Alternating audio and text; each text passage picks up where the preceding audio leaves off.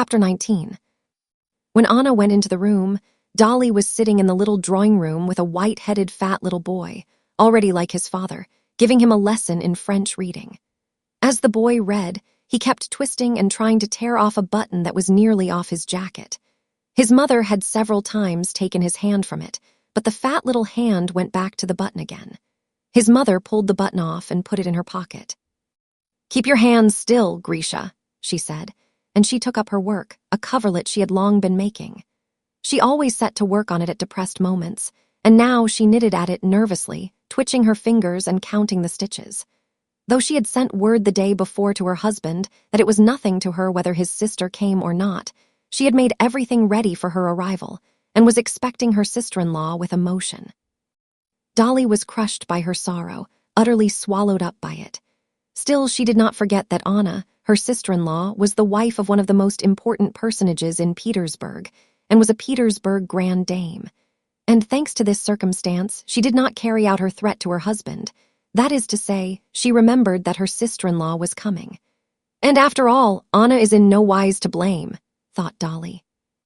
I know nothing of her except the very best, and I have seen nothing but kindness and affection from her towards myself.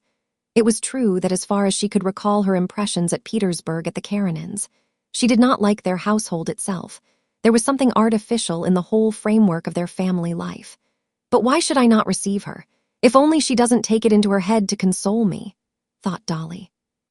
All consolation and counsel and Christian forgiveness, all that I have thought over 1,000 times, and it's all no use. All these days Dolly had been alone with her children. She did not want to talk of her sorrow, but with that sorrow in her heart, she could not talk of outside matters. She knew that in one way or another she would tell Anna everything, and she was alternately glad at the thought of speaking freely, and angry at the necessity of speaking of her humiliation with her, his sister, and of hearing her ready-made phrases of good advice and comfort. She had been on the lookout for her, glancing at her watch every minute, and as so often happens, let slip just that minute when her visitor arrived, so that she did not hear the bell. Catching a sound of skirts and light steps at the door, she looked round, and her careworn face unconsciously expressed not gladness, but wonder. She got up and embraced her sister-in-law. "What, here already?" she said as she kissed her. "Dolly, how glad I am to see you." "I am glad, too," said Dolly, faintly smiling, and trying by the expression of Anna's face to find out whether she knew. Most likely she knows, she thought, noticing the sympathy in Anna's face. "Well, come along, I'll take you to your room," she went on, trying to defer as long as possible the moment of confidences. "Is this Grisha? Heavens, how he's grown," said Anna, and kissing him, never taking her eyes off Dolly, she stood still and flushed a little. "No, please, let us stay here." She took off her kerchief and her hat, and catching it in a lock of her black hair, which was a mass of curls, she tossed her head and shook her hair down. "You are radiant with health and happiness," said Dolly, almost with envy. Yes," said Anna. "Merciful heavens, Tanya, you're the same age as my Saryasha," she added, addressing the little girl as she ran in. She took her in her arms and kissed her. "Delightful child, delightful, show me them all." She mentioned them, not only remembering the names, but the years, months, characters, illnesses of all the children, and Dolly could not but appreciate that. "Very well, we will go to them," she said. "It's a pity Vasya's asleep." After seeing the children, they sat down, alone now, in the drawing room to coffee. Anna took the tray and then pushed it away from her. "Dolly," she said, "he has told me." Dolly looked coldly at Anna. She was waiting now for phrases of conventional sympathy, but Anna said nothing of the sort.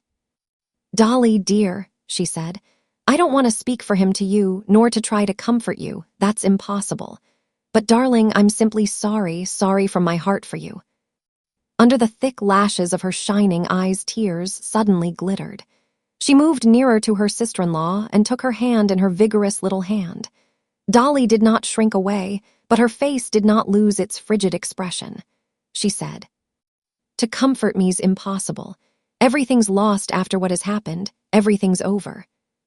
And directly she had said this, her face suddenly softened.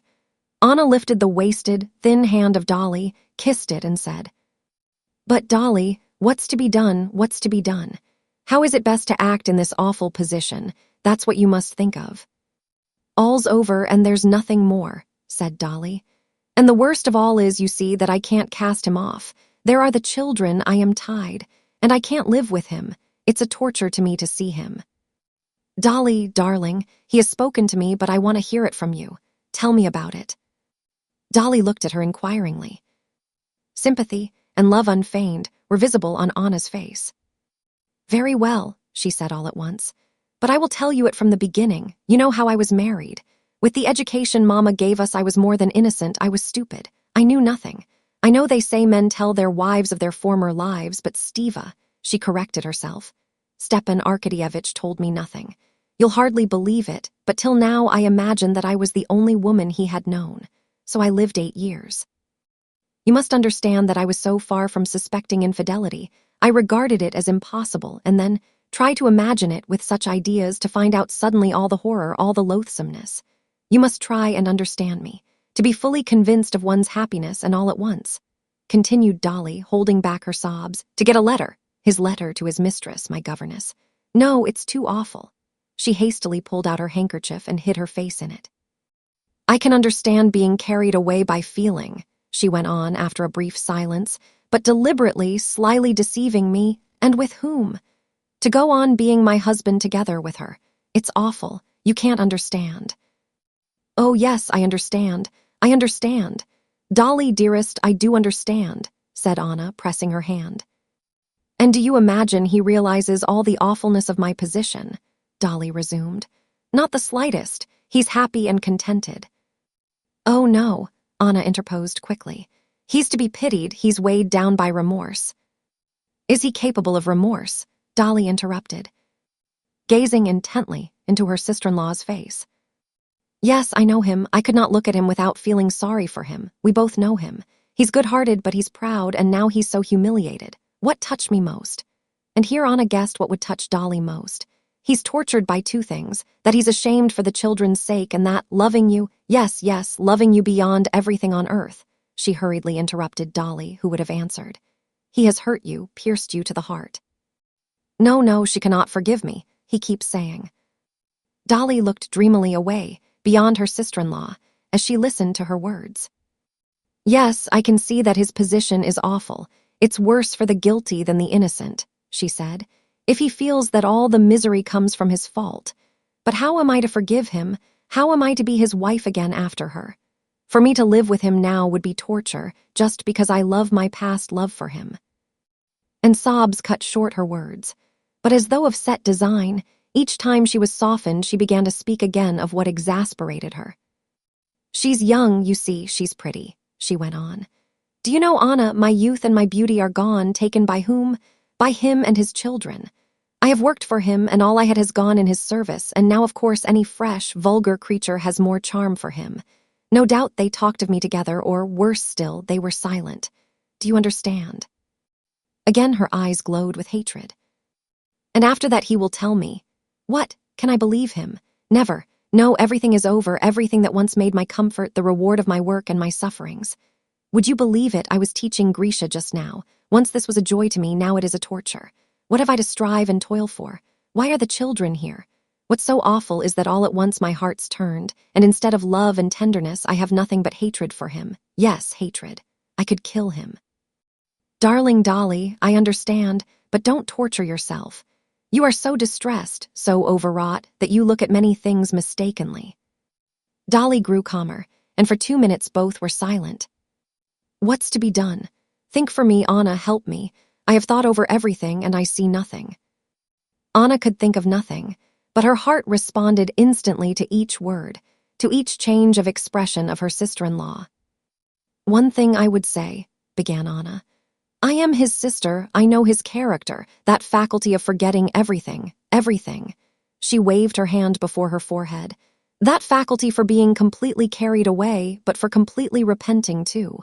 He cannot believe it, he cannot comprehend now how he can have acted as he did. No, he understands, he understood, Dolly broke in. But you are forgetting me. Does it make it easier for me? Wait a minute.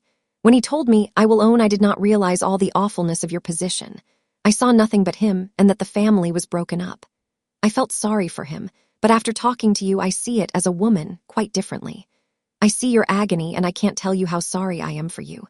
But Dolly, darling, I fully realize your sufferings. Only there is one thing I don't know. I don't know.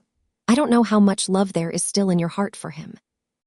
That you know, whether there is enough for you to be able to forgive him. If there is, forgive him. No, Dolly was beginning, but Anna cut her short, kissing her hand once more. I know more of the world than you do, she said. I know how men like Steva look at it. You speak of his talking of you with her. That never happened.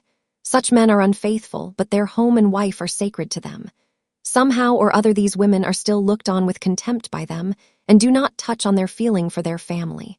They draw a sort of line that can't be crossed between them and their families. I don't understand it, but it is so. Yes, but he has kissed her. Dolly, hush, darling. I saw Steva when he was in love with you. I remember the time when he came to me and cried, talking of you and all the poetry and loftiness of his feeling for you. And I know that the longer he has lived with you, the loftier you have been in his eyes. You know, we have sometimes laughed at him for putting in at every word. Dolly's a marvelous woman. You have always been a divinity for him, and you are that still, and this has not been an infidelity of the heart. But if it is repeated, it cannot be, as I understand it. Yes, but could you forgive it? I don't know, I can't judge. Yes, I can, said Anna, thinking a moment, and grasping the position in her thought and weighing it in her inner balance, she added, Yes, I can. Yes, I could forgive it. I could not be the same, no, but I could forgive it and forgive it as though it had never been at all. Oh, of course, Dolly interposed quickly, as though saying what she had more than once thought. Else it would not be forgiveness. If one forgives, it must be completely.